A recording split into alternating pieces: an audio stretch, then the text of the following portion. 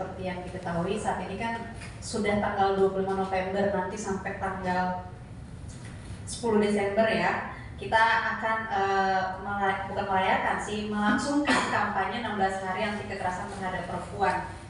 Jadi tadi saya ngobrol sedikit sama Bang Ferdinando, itu katanya ini bulan-bulan sibuk gitu.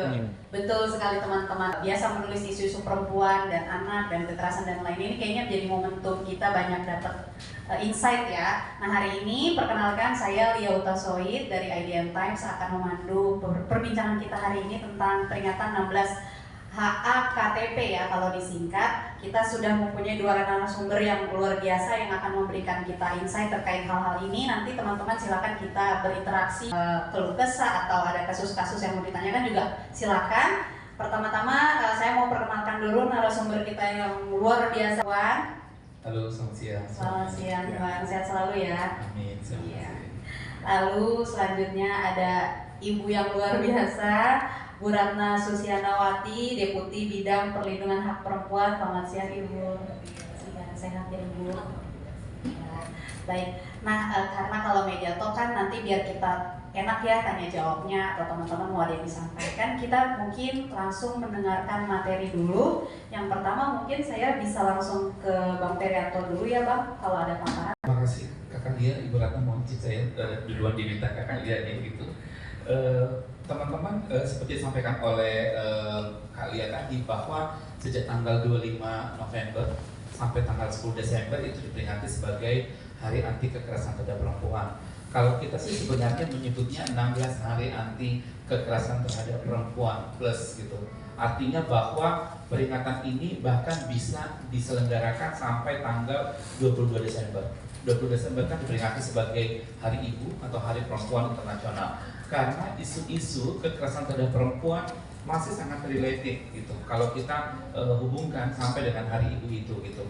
Nah kalau di tahun ini Komnas Perempuan melihat bahwa bicara tentang kekerasan terhadap perempuan paling tidak ada 4 bentuk kekerasan yang menjadi perhatian publik gitu.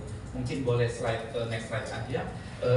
Saya akan bicara angka, tetapi sebenarnya di balik angka tentu ada banyak peristiwa gitu ya. Yang pertama adalah dalam 10 tahun terakhir, 1 dekade, kami mencatat jumlah kasus kekerasan terhadap perempuan itu sebanyak 2.560.571 kasus. Tapi kami mencoba, saya nggak akan paparkan semuanya, saya akan coba lihat apa yang menjadi pusat perhatian publik, kekerasan apa gitu. Yang pertama kekerasan dalam rumah tangga. KPPA juga pasti, saya lihat juga masih mengambil isu ini menjadi isu utama gitu ya. Kasusnya dalam catatan tahunan Komnas Perempuan itu 2.522.699 kasus gitu. Kalau kita lihat kekerasan dalam rumah tangga, perlu diingat bahwa satu korban dia bisa mengalami lebih dari 1, 2, bahkan 3 bentuk kekerasan gitu. Bahkan dia tidak hanya 1 kali, tapi bisa berulang gitu ya. Dan situasinya kadang-kadang cukup mencemaskan ya kalau melihat misalnya modus operandinya, dampaknya dan macam-macam. Nanti saya akan coba sampaikan soal modus-modusnya gitu. Yang kedua, kasus kekerasan seksual saya pikir juga masih menjadi topik yang banyak dibicarakan. Datanya sejak tahun Komnas Perempuan 10 tahun terakhir itu 143.893 kasus. Apalagi sejak tahun 2022 kita udah punya undang-undang TPKS gitu. Ini justru momentum membuat korban semakin berani untuk melaporkan kasusnya. Halayak publik juga semakin menyadari bahwa betapa kekerasan seksual tidak boleh dinormalisasi gitu. Misalnya kalau selama ini saya harus menyampaikan yang dominan mengalaminya adalah teman-teman perempuan. Catcalling itu kan sesuatu yang dianggap biasa gitu. Itu dinormalisasi gitu. Bahkan kita misalnya dalam percakapan, dalam aktivitas sehari-hari itu cukup banyak melakukan menormalisasi catcalling. Tapi sejak ada undang-undang TPKS, orang kemudian banyak sadar, paham, stop, udah nggak boleh lagi, nggak boleh lagi ngata-ngatain tubuh perempuan dan segala macam, karena itu akan masuk di dalam kategori pelecehan seksual non fisik, sebagaimana disebutkan pasal 4. Itu contoh dari kekerasan seksual. Nah, aparat penegak hukum itu juga semakin sadar bahwa penanganan kasus kekerasan seksual itu nggak boleh ditiadakan. Kalau dulu ya, sampai sekarang sih masih ada, tapi perlahan-lahan mulai berkurang. Kalau ada kekerasan seksual, itu diselesaikan secara damai. Atau ya kadang-kadang secara hukumnya kita mengenali restoratif justice gitu.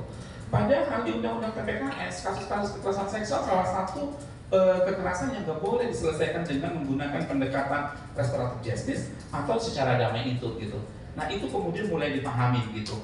Dan kita harus mengapresiasi bahwa di tengah banyaknya tantangan penegakan hukum, Kapolri yang pertama merespon Undang-Undang PPKS, di mana pada saat itu Pak Kapolri itu mengeluarkan telegram tentang bagaimana aparat kepolisian menangani kasus-kasus kekerasan seksual. Saya pikir itu kemajuan gitu. Termasuk juga kita harus mengapresiasi KPPL bekerja sangat keras gitu ya, menghasilkan, mendengarkan publik untuk membuat aturan turunan dan seterusnya gitu. Kita mengapresiasi itu gitu. Termasuk setiap kami kunjungan ke daerah, Bu Ratna, kami ketemu dengan kepala daerah.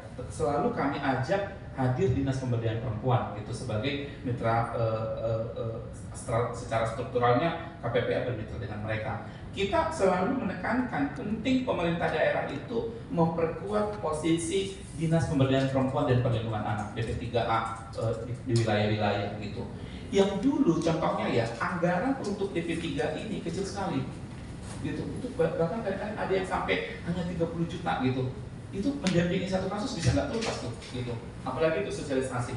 Tapi perlahan-lahan pemerintah daerah mulai sadar bahwa sangat penting untuk mendukung DP3A, dan itu kemudian semakin baik gitu.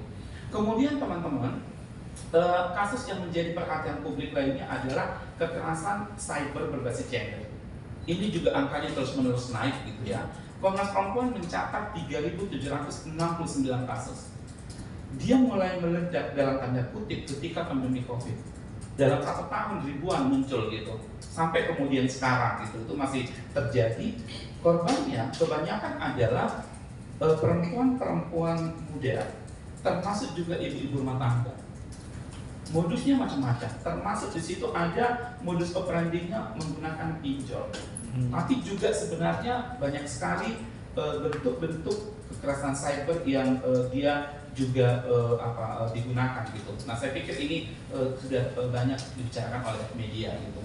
Yang terakhir teman-teman, kasus kekerasan terhadap perempuan yang menjadi perhatian publik, kami di Komnas Perempuan itu banyak sekali diminta narasumber atau pernyataan terkait dengan ini.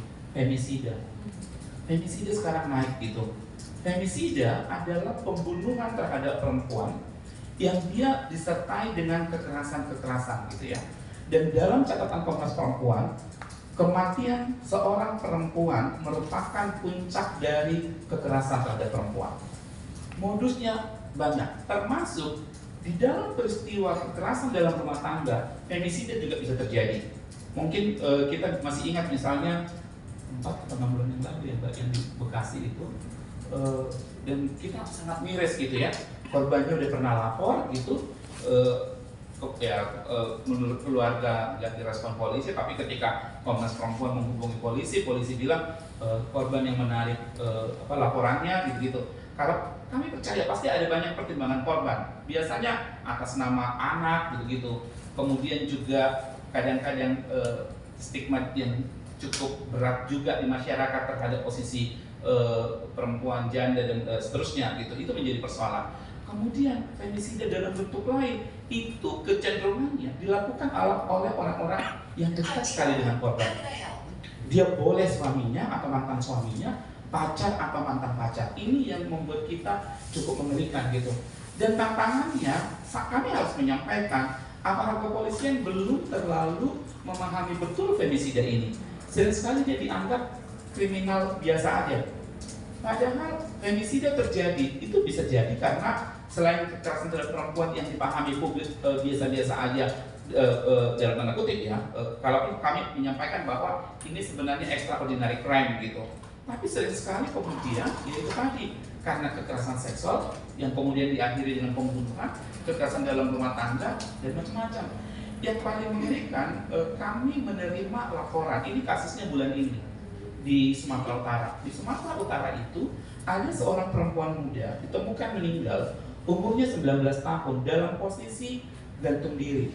Sehingga kemudian publik menyampaikan bahwa seakan-akan dia bunuh diri gitu. Tapi ketika jenazah dikembalikan ke keluarga, keluarga menemukan ada luka di kepalanya, ada lebam dan macam-macam. Oleh kepolisian sekali lagi menganggap bahwa itu peristiwa bunuh diri gitu. Gak ada misalnya upaya-upaya melakukan proses penyidikan bahwa ini bagian dari femisida gitu. Dan kemudian saya harus menyampaikan agak prihatin mendengar kasus ini ya, karena kebetulan yang dihubungi saya, kemudian saya rujuk ke lembaga layanan, saya masih sering terpapar gitu. Keluarganya miskin pula. Kan kalau misalnya kita bilang ada sesuatu yang ganjil dalam kematian ini, dia kan harus diotopsi. Korban gak punya uang untuk mendanai otopsi. Korban berasal dari Tapanuli Selatan, yang itu jauh sekali ke Medan. Kasus ini, korban ini meninggal di Medan. Jadi dia udah gak sekolah, umur 18 tahun merantau ke Medan. Baru 6 bulan korban ini kerja sebagai kayak kerja di toko-toko gitulah gitu. Jadi miris sebenarnya gitu. Bahkan ketika keluarganya mau datang ke Medan pun, mau bikin laporan ke kepolisian, mereka kesulitan untuk biaya transportasi. Dari kampungnya korban ini ke Medan itu sekitar 12 sampai 14 jam perjalanan lewat bus. Di mana dia tinggal? Tinggal di mana? Ini persoalan gitu. Nah karena itu memang banyak sekali lembaga-lembaga yang sedang konsen, tapi harapan kami tidak hanya pada sekedar konsen, tapi ada upaya-upaya penegakan hukum yang lebih komprehensif yang bisa menangani kasus-kasus femisida ini, termasuk juga elemen pencegahan gitu. Nah karena itu teman-teman, saya nanti akan supaya Bu Ratna juga bisa punya waktu. Ini pentingnya yang harus kita kampanyekan di dalam kampanye 16 hari anti kekerasan terhadap perempuan. Kasus-kasus kekerasan terhadap perempuan terjadi terus-menerus, gitu ya. Bahkan dalam hitungan jam gitu. Kekerasan terhadap perempuan terjadi. Nah, momentum kampanye 16 hari itu sangat baik untuk mengajak publik kita bersama-sama, mau laki-laki, perempuan, anak-anak sampai orang tua gitu, itu harus bersatu padu, melakukan berbagai upaya untuk mencegah kekerasan terhadap perempuan, menghapuskan segala bentuk kekerasan terhadap perempuan, menangani kasus-kasus kekerasan terhadap perempuan, termasuk mendorong publik berhenti untuk menyalahkan perempuan. Kami berulang-ulang menyampaikan ini, stop menyalahkan perempuan korban kekerasan, gitu. Termasuk juga memberikan dukungan, berhenti menyalahkan bahwa perempuan seakan-akan sumber dari kekerasan itu. Saya pikir ini harus terus-menerus kita sampaikan, gitu. Nah itu kemudian yang dilakukan, dan sejak tahun 2009 Komnas Perempuan menjadi organisasi yang ngelit kampanye ini bersama dengan pemerintah. Di tahun 2024 ini, bersama dengan masyarakat sipil, beberapa pemerintah daerah, kita sepakat mengambil tema kampanye 16 hari. Boleh next slide? Terus aja. Ya, temanya adalah lindungi semua, penuhi hak korban, akhiri kekerasan terhadap perempuan. Mengapa kita mengambil tema ini? Yang pertama, saya tadi sudah menyampaikan data-data kasus kekerasan terhadap perempuan. Harusnya tidak boleh ada satu orang pun perempuan yang menjadi korban kekerasan. Tidak boleh ada satu orang pun, siapapun, mau laki-laki atau perempuan, yang direndahkan martabatnya sehingga kemudian dilanjutkan dengan tindakan diskriminasi, kekerasan, bahkan kriminalisasi. Kita udah punya banyak instrumen hukum. Kalau banyak orang misalnya menyalahkan negara dan segala macam, kami selalu bilang negara ini berproses. Undang-undang TPKS contohnya, sekian puluh tahun tapi kemudian jadi. Dan kita harus mengakui undang-undang TPKS adalah